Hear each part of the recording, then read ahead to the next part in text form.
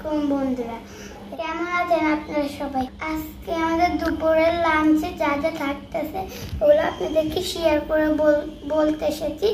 তো বন্ধুরা শুনেন মন দিয়ে।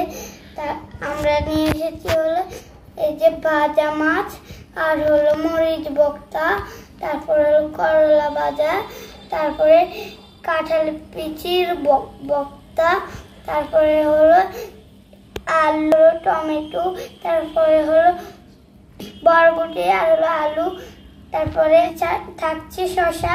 তারপরে আমার নানা গ্রামের বাড়ি থেকে আসার সময় কাঁঠাল নিয়ে এসেছে, তারপরে আম নিয়ে এসেছে, আর হলো এখানে দুধ আছে, গরুর দুধ আছে। এই হলো আমাদের আজকে দুপুরের খাবার।